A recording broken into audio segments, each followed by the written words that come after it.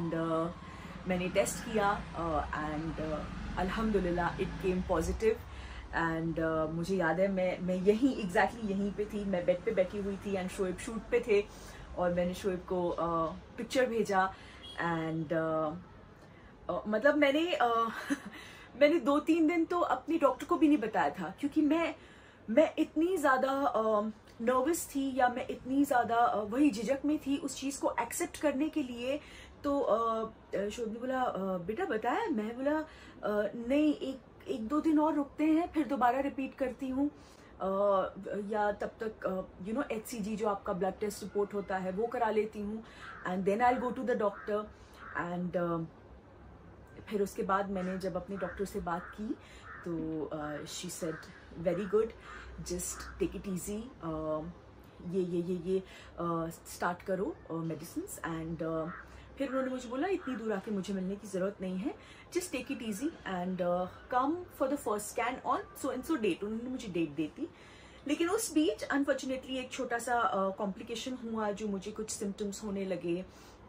And so मैं again ये भी बोलना चाहूँगी कि एज मदर्स जब भी आप, it feels so good to call myself that, कि जब भी आप कैरी करते हो, स्पेशली जब आपका फर्स्ट बेबी है, जब आपको किसी चीज़ के बारे में कुछ नॉलेज नहीं होती, आपकी बॉडी के साथ क्या हो रहा है, क्या सही है क्या गलत है, कुछ नहीं पता होता, तो जो भी आपको लगे कि ये कुछ अलग है, आप प्लीज़ अपनी डॉक्टर के साथ शेयर करें या किसी ऐसे इंसान के साथ शेयर करें जो आपको लगता है कि नॉलेजेबल है इस बारे में।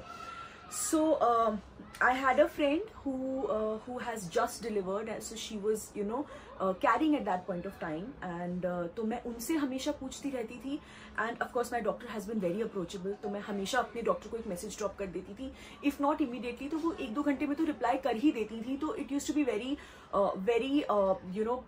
हिम्मत मिल जाती थी कि वो सही है या गलत है, या जो हो रहा है वो होता ही है, things like that। सो मेरी कॉम्प्लिकेशन के बारे में मैंने अपने डॉक्टर से शेयर किया and initially she said it's okay, क्योंकि ज़्यादा नहीं था। सो मुझे बेसिकली जो है थोड़ी सी स्पॉटिंग शुरू होने लगी थी, बहुत हल्की सी। एंड तो शुरुआत में वो ज़्यादा नहीं थी एंड डॉक्टर सेड कि it's okay, just rest it out, don't move around, कोई मेडिकेशन वगैरह लेने की ज़रूरत नहीं है। And then within 2 days वो थोड़ी सी ज़्यादा इंक्रीज हो गई।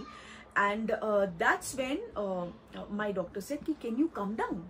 Then I went and उन्होंने मुझे स्कैन किया, found out that एक छोटा सा ब्लीड था जो उस टाइम के हिसाब से बेबी के लिए हार्मफुल था, क्योंकि it was a very initial stage and उस टाइम आपका जो बेबी होता है वो बहुत टाइनी होता है, बहुत ज़्यादा टाइनी होता है।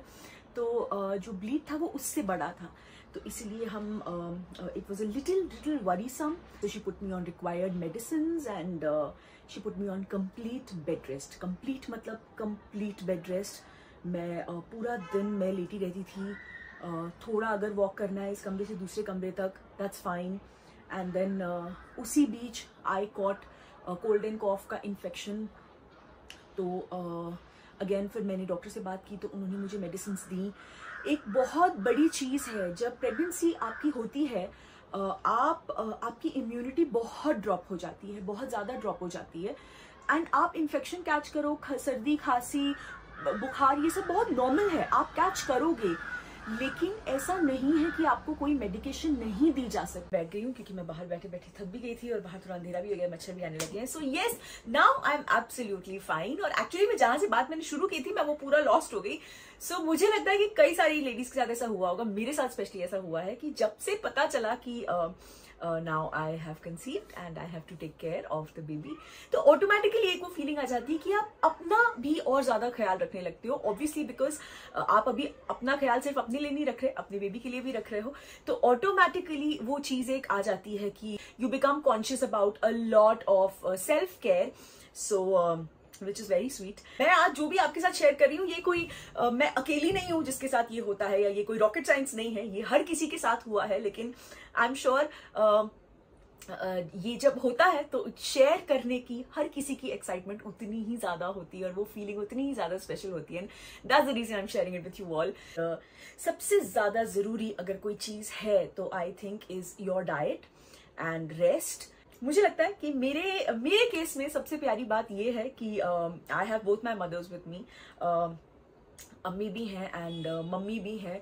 तो पूरा दिन क्या खाना है, कितनी बार खाना है, कैसा खाना है, वो मम्मी किचन में, कभी मैं रात को उठ के कुछ बोलती हूँ मुझे भूख लगी है तो वो मम्मी बना रही हैं। अम्मी को कभी बोलती हूँ अम्मी आज मटर पुलाव चाहिए, अम्मी आज चिकन चाहिए, तो वो बेचारी हर दूसरे दिन चिकन बना रही होती हैं। मम्मी दिन में कुछ 2-2, 3-3 अलग अलग टाइप की सब्जियां बना रही होती हैं, क्योंकि मुझे कभी मन करता है कि हाँ मुझे आज पालक खानी है, फिर कभी ऐसे होता है कि प्लेट में लौकी बन के रखी है पर नहीं मम्मी आज मन नहीं कर रहा, फिर वो तुरंत मुझे या तो कोई पुलाव या मुझे कोई दाल बना के दे देंगी। तो मेरे केस में मुझे ऐसे लगता है कि ये जो मुझे केयर जो दोनों तरफ से बहुत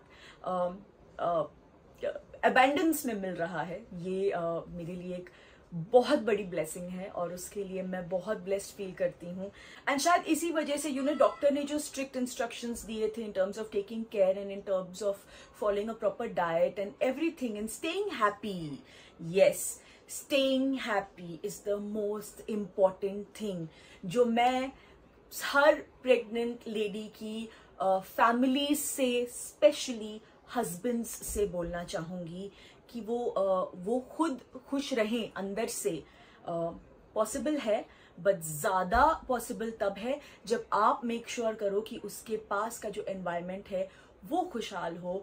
like Shoaib has been such a big support, मतलब मुझे बोलने की भी जरूरत नहीं, आप सब लोग जानते हैं वो कैसे हैं। तो पूरा वक्त मुझे खुश रखना, मेरे आसपास एक माहौल बनाए रखना जिसमें सब कुछ अच्छा हो, अम्मी का हमेशा आसपास रहना, बच्चों का रहना, मेरी मम्मी का यहाँ रहना, everything. So the entire family and Shoaib to top it all has been there कि तुम किसी चीज की टेंशन मत लो, किसी चीज की टेंशन मत लो, बस तुम आराम करो। बिकॉज आपका मतलब मेरे साथ ऐसा हुआ है कि आपका पूरा शेड्यूल ऊपर नीचे हो जाता है, आप कभी भी सो रहे हो, आप कभी भी उठ रहे हो, आपको कभी भी नौशिया हो रहा है, आपको कभी भी गिडी फील हो रहा है। मेरे साथ ये सब हुआ है।